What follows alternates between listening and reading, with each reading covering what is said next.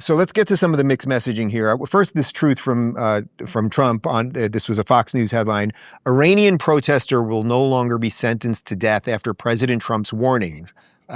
Likewise, others, and Trump wrote, "This is good news. Hopefully it'll continue."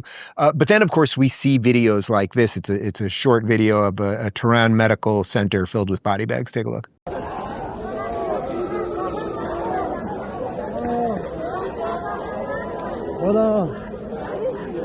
How much of the confusion here is that the phrase regime change, Mike, you kind of just hit on this, that the phrase regime change now has all these attachments to it, where I don't think people fear, the average American, if you said to them, hey, we're going to have, a couple-day war where we're going to drop a hell of a lot of bombs to take out the Ayatollah and the mullahs and free the people to whatever extent that can work. I think most Americans are okay with that. What they don't want is an occupation. They don't want boots on the ground like we did with Iraq, where then it just ends up as in essence, a failed state. So maybe this is what do you think, Mike? Maybe there's like a messaging thing here that should be changed? Because when you look at the body bags, I mean, the lefties that are silent about it were going crazy about it elsewhere in the Middle East not too long ago. So there's a messaging issue, I think, that still is a little lost here.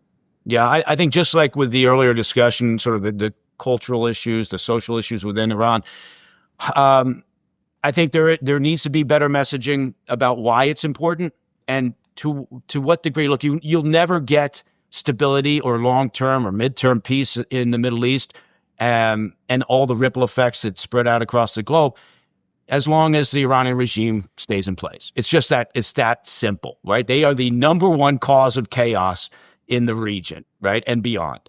So I think you have to explain what they're about and why this benefits not just the Iranian people, but the situation throughout the Middle East, right?